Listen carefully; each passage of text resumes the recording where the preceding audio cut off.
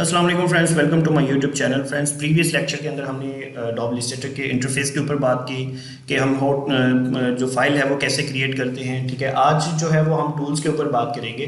तो मैंने last lecture के अंदर भी बताया था कि ये इस वाले पैनल को हम टूल्स बार कहते हैं। ठीक है, ये टूल बार है जहाँ पे हमारे कुछ टूल्स वगैरह पड़े होते हैं।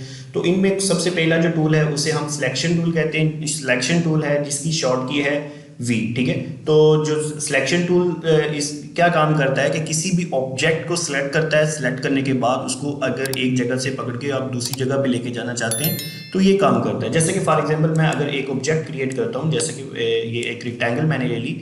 ठीक है, इसका मैंने इसको अगर मैंने एक जगह से पकड़ के, ठीक है, एक जगह से दूसरी जगह मूव करना है तो मैं इस चीज़ से कर सकता हूँ। ठीक है, एक तो ये है। इससे दूसरा जो सिलेक्शन टूल क्या काम करता है कि जो भी हमारी सिलेक्शन है उसको इन्हेंस करता है, रिसाइज करता है। ठीक है, आप किसी भी एक कॉर्नर के ऊपर, जैसा कि फॉर एग्जांपल ये जो हमारे सिलेक्शन वाले कॉर्नर्स हैं इनके ऊपर हम क्लिक करके किसी भी ऑब्जेक्ट को रिसाइज कर सकते हैं, बड़ा कर सकते हैं, छोटा कर सकते हैं, तो उसका साइज वगैरह इंक्रीज कर सकते हैं। ठीक है, तो ये चीज काम भी करता है। ठीक है, इसके अलावा अगर हम सिलेक्शन टूल की बात करें तो सिलेक्शन टूल जो है वो, अगर आप एक चीज़ है उसकी अगर मैं डुप्लीकेट क्रिएट करना चाहता हूँ तो सिलेक्शन टूल को मैं लूँगा।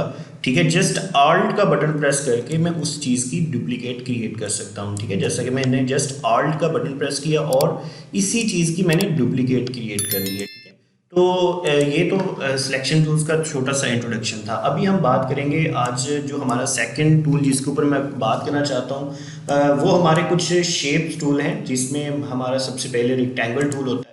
तो रेक्टेंगल टूल के ऊपर हम काम करेंगे आज के दिन में। तो रेक्टेंगल्स का काम होता है कि कोई भी जब हम काम करते हैं तो हमें कुछ शेप्स वगैरह बनानी पड़ती हैं। डिफरेंट टाइप्स की शेप्स हमें क्रिएट करना पड़ती है। जैसा कि फॉर एग्जांपल मुझे इस तरह की एक रेक्टेंगल क्रिएट करना पड़ती है सम टाइम पे। कभी कोई ऑब्जेक्ट या कोई फोटो वगैरह हमें रखने के लिए कुछ इस तरह के ऑब्जेक्ट्स क्रिएट करना पड़ते हैं, या कोई कंटेंट हमने डालना है तो हमें कुछ इस तरह की शेप्स वगैरह बना के रखना पड़ती है। तो ये कैसे काम करती है मैं आपको ये बताता हूँ कि हमें क्या करना है। इसके सबसे पहले हमें रेक्टेंगल टूल को सिलेक्ट करना है यहाँ पे आके। ठीक है, जस्ट यहाँ पे थोड़ा सा प्रेस करके लेफ्ट क्लिक को अब प्रेस करके रखेंगे तो ये मेन्यू ओपन हो जाएगा। यहाँ से हमें रेक्टेंगल टूल को सिलेक्ट कर लेना है। इसकी शॉर्ट की एम है। ठीक है, आप एम प्रेस करेंगे कीबोर्ड से तब भी ये सिलेक्ट हो जाएगा। तो जब ये सिलेक्ट हो जाएगा तो हम क्या करेंगे, लेफ्ट क्लिक करके इसको थोड़ा सा ड्रैग करेंगे माउस को। ठीक है, आपने बटन को दबा के रखना होता है और थोड़ा सा माउस को ड्रैग करेंगे तो हमारी एक शेप जो है वो क्रिएट हो चुकी है। ठीक है, इसका जो साइज है वो हमें यहाँ पे विड्थ और उसकी हाइट यहाँ पे हमें मिल जाती है। हम यहाँ से भी देख सकते हैं कि इसकी विड्थ क्या है और इसकी हाइट क्या है। ठीक है, तो ये चीज़ है हमें यहाँ से पता चले। अच्छा, इसको क्रिएट करने का हमें एक और मेथड भी होता है कि अगर हम क्लिक करते हैं, क्लिक करने के बाद हम जस्ट यहाँ पे 100 बाय 100, ठीक है, मैं टैब का बटन प्रेस किया, मैंने नेक्स्ट हाइट वाले सेक्शन में आ गया। तो यहाँ पे मैं अपनी तरफ से एक साइज लिख के भी मैं एक चीज़ क्रिएट कर सकता हूँ, जैसे कि मैंने अभी ये 100 बाय 100 का एक टेबल क्रिएट किया। अच्छा, एक चीज़ है कि जब आपका ये टूल एक्टिव होगा तो आप जब क्रिएट मतलब रेक्टेंगल टूल के ऊपर काम कर रहे होंगे तब ये इस टूल के ज़रिए आप इस शेप को पकड़ के दूसरी जगह मूव नहीं कर सकते। अगर आपको इस जगह इस शेप को पकड़ के मूव करना है तो आपको सिलेक्शन टूल का इस्तेमाल करना है। ठीक है, जैसे कि मैं यहाँ पे क्लिक करूँगा, अभी यहाँ पे पकड़ के इसको एक जगह से दूसरी जगह ट्रांसफ़र कर सकता हूँ। ठीक है, अगर हम इस चीज़ को लेंगे तो ये जब किसी चीज़ को मूव करेंगे इस टूल से तो हमारी एक नई शेप क्रिएट हो जाएगी जो कि हमें नहीं चाहिए। ठीक है, तो ये तो हमारा शेप टूल था। ठीक है, इसी तरह हमारे मतलब शेप टूल को मैंने आपको बताया दो तरीक़ों से हम क्रिएट कर सकते हैं। अगर अच्छा, एक चीज़ और है कि अगर आपको स्क्वायर फॉर्म में कोई शेप चाहिए जिसका विड्थ और हाइट सेम हो। ठीक है, एक तो देखिए ना, हम यहाँ पे एडजस्ट करेंगे, जो पिंक लाइन आ रही है ये हमें ये डिफाइन कर रही है कि भाई ये इसकी जो हाइट और विड्थ जो है वो सेम है। ठीक है, ये स्क्वायर फॉर्म है। स्क्वायर फॉर्म का मतलब होता है कि ऑल जो तमाम पैमाइशें हैं, जो ऑल डायमेंशंस आर इक्वल।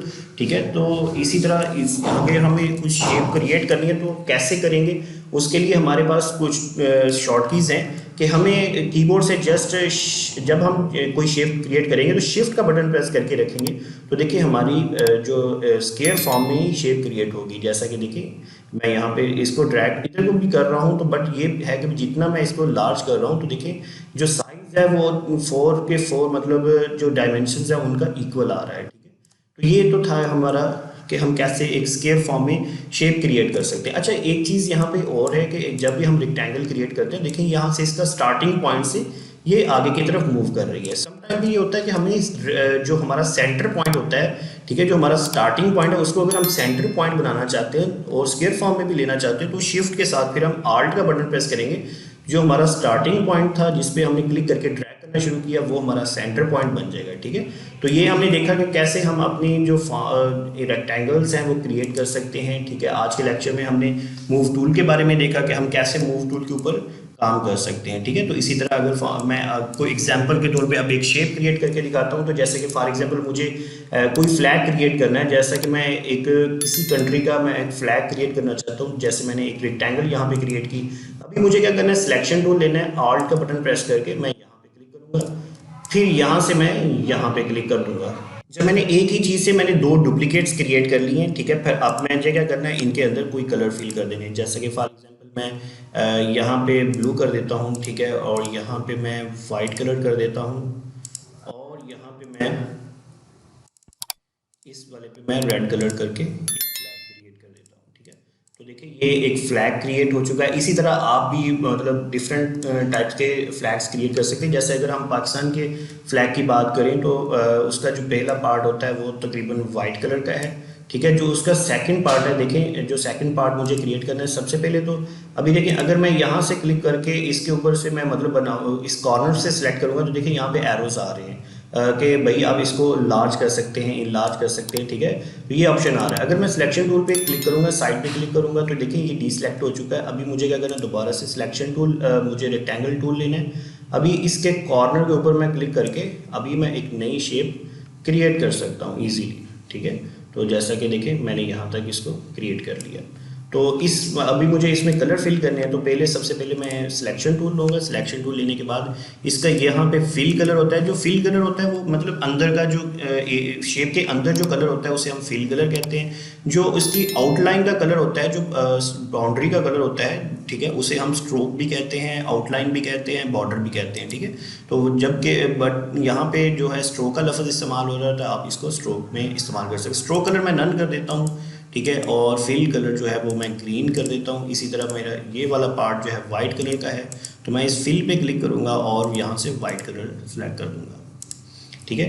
तो देखें यहाँ पे कुछ नज़र नहीं आ रहा, तो मैं इसमें थोड़ा सा ब्लैक कलर का एक बॉर्डर क्रिएट कर देता हूँ ताकि मुझे पता चले कि भाई यहाँ पे देखें पाकिस्तान का एक फ्लैग का जो कलर है वो यहाँ पे फिल हो चुका है। इसी तरह आप भी एक इंडिया का कलर, इंडिया का फ्लैग या किसी अदर कंट्रीज़ के फ्लैग को बना के इसकी प्रैक्टिस कर सकते हैं। तो दोस्तों अगर ये वीडियो आपको अच्छी लगी है तो प्लीज़ लाइक कीजिएगा और चैनल को सब्सक्राइब कीजिएगा और इस प्लेलिस्ट को भी सेव कर लें ताकि आने वाली वीडियोस आपको मिलती रहें। Thank you for watching. अल्लाह हाफिज़।